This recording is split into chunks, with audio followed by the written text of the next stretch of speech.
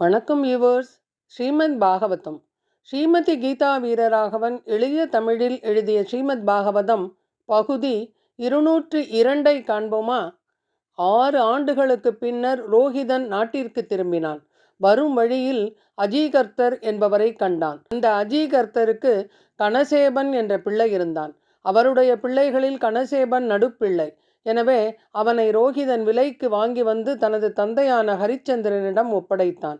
அந்த காலத்தில் எந்த நோக்கத்திற்காகவும் ஒரு மனிதனை விலைக்கு வாங்குவது சாத்தியமாக இருந்ததாக தெரிகிறது.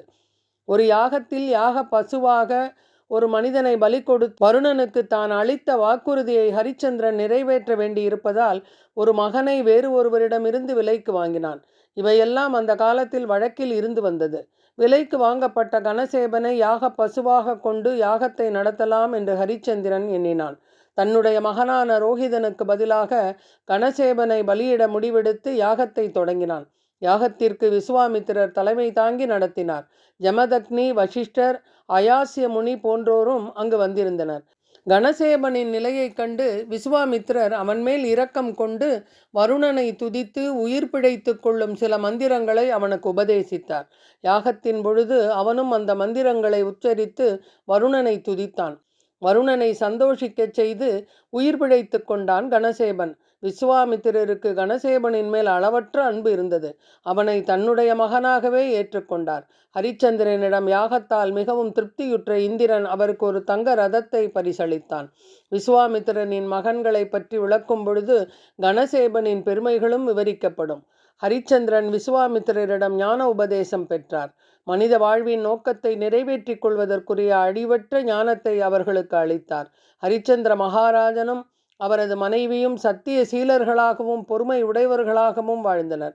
ஹரிச்சந்திர மகாராஜன் பௌதீக சுகபோகங்களை அனுபவித்தார். தன்னுணர்வு பெற்ற ஹரிச்சந்திர மகாராஜன் தன்னை பக்தி தொண்டிலே ஈடுபடுத்தி ஆத்ம ஞானத்தில் நிலை பெற்று இந்த பௌதீக பந்தத்திலிருந்து முற்றிலும் விடுபட்டு பகவானுடைய பாத கமலங்களை அடைந்தார். சகர புத்திரர்கள் பகவான் கபிலரை சந்தித்தல். ஸ்ரீ சுகர் தொடர்ந்து கூறினார். பரீட்சித்து மன்னனே, ரோஹிதனின் மகன் ஹரிதன், ஹரிதனின் மகன் சம்பன். இவர் சம்பாபுரி என்ற நகரத்தை அமைத்தார்.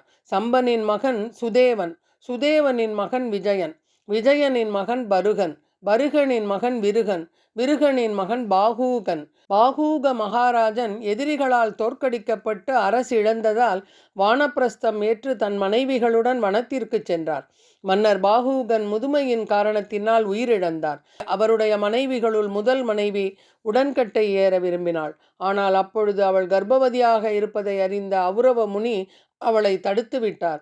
குழந்தை பிறக்கும் வரையிலாவது உயிருடன் இருக்க வேண்டும் என்று வற்புறுத்தினார். முதல் மனைவி கருவுற்று இருக்கிறாள் என்பதனை அறிந்த அவருடைய மற்ற மனைவிகள் உணவுடன் கலந்து அவளுக்கு விஷத்தை கொடுத்தனர். விஷத்தை பற்றி தெரியாமல் அவளும் அதனை சாப்பிட்டு விட்டாள்.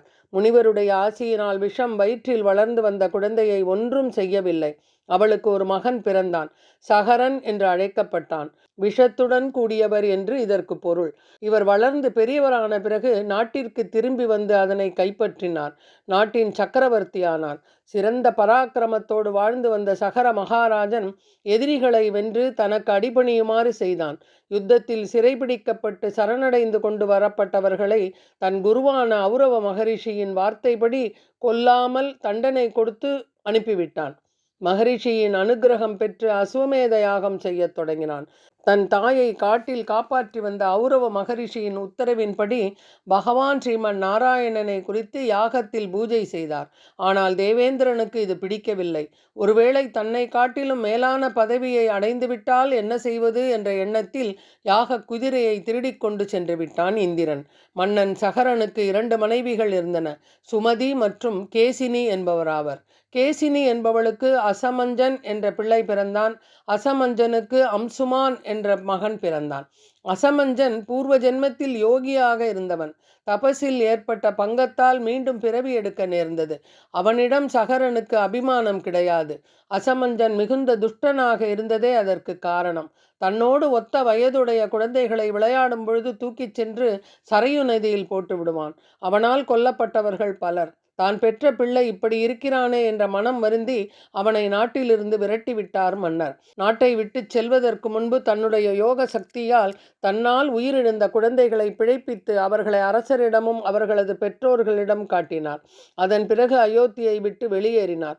தங்கள் குழந்தைகள் உயிர் பிழைத்து கொண்டதை கண்ட அயோத்தியாவாசிகள் அனைவரும் வியப்படைந்தனர். சகர மகாராஜன் தன் மகனின் பிரிவை எண்ணி மிகவும் வருந்தினார். அம்சுமான் தன்னுடைய பாட்டனாரின் பொறுப்பில் வளர்ந்து வந்தான். சுமதி என்பவளுக்கு 60,000 பிள்ளைகள் பிறந்தனர். அவர்கள் சகரர்கள் என்று அழைக்கப்பட்டனர். சுமதியின் மகன்கள் தங்களுடைய பலத்திலும் செல்வாக்கிலும் மிகவும் கர்வம் கொண்டிருந்தனர்.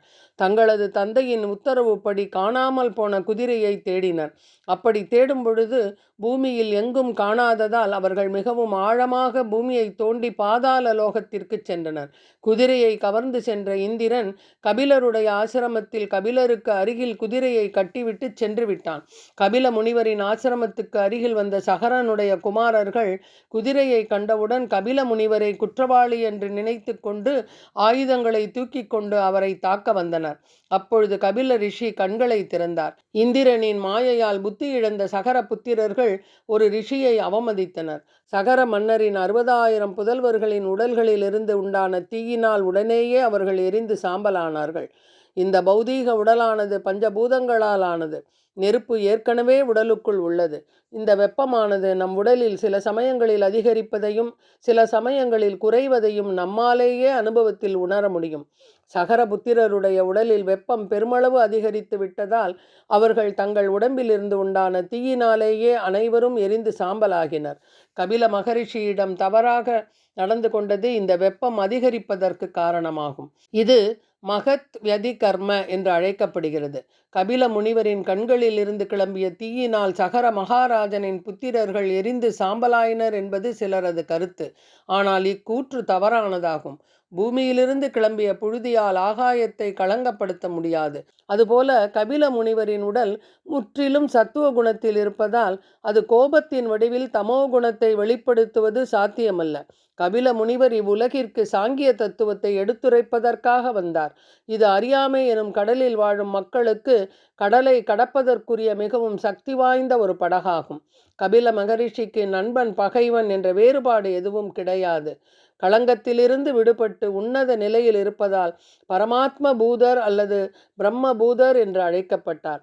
எனவே சகர புத்திரர்களிடம் கபில முனிவர் சிறிதும் கோபம் கொள்ளவில்லை. சகர மகாராஜனின் மகன்களுள் அசமஞ்சனின் மகன் அம்சுமான் குதிரையை தேடி கண்டுபிடிக்கும்படி அரசரால் உத்தரவிடப்பட்டார். தனது தந்தையின் சகோதரர்கள் சென்ற அதே வழியை பின்பற்றிய அம்சுமான் படிப்படியாக சாம்பல் குவியல் இருப்பதை கண்டார். அந்த சாம்பல் குவியலுக்கு அருகே குதிரை நிற்பதையும் கண்டார். ஸ்ரீ விஷ்ணுவின் அவதாரமான கபில முனிவர் குதிரைக்கு அருகில் அமர்ந்திருப்பதை கண்ட அம்சுமான் கைகூப்பி நமஸ்கரித்து அவரை துதித்தார். அம்சுமான் கூறினார், எம்பெருமானே, இன்று வரை பிரம்மதேவரால் கூடி உங்களுடைய உன்னத நிலையை புரிந்து கொள்ள முடியவில்லை. இப்படி இருக்க பிரம்மதேவரால் படைக்கப்பட்ட எங்களை போன்ற மற்றவர்களால் என்ன செய்ய முடியும்? ஜட இயற்கையின் முக்குணங்களிலிருந்து விடுபட்டுள்ள 4 குமாரர்களை, அதாவது சனாக, சனாதன, சனந்தன் மற்றும் சனத்குமார் போன்ற முனிவர்களால் தங்களை நினைக்க முடிகிறது. ஆனால் என்னை போன்ற ஒரு அறிவிலியால் தங்களை எப்படி நினைக்க முடியும்? அனைத்து ஜீவராசிகளுக்கும் பரமாத்மாவாக இருப்பவரே தங்களை தரிசித்ததால் கடக்க முடியாத மாயைக்கும் பௌதீக பந்தத்திற்கும் மூல காரணமான சிற்றின்ப ஆசைகளிலிருந்து நான் முற்றிலும் விடுபட்டவனானேன்.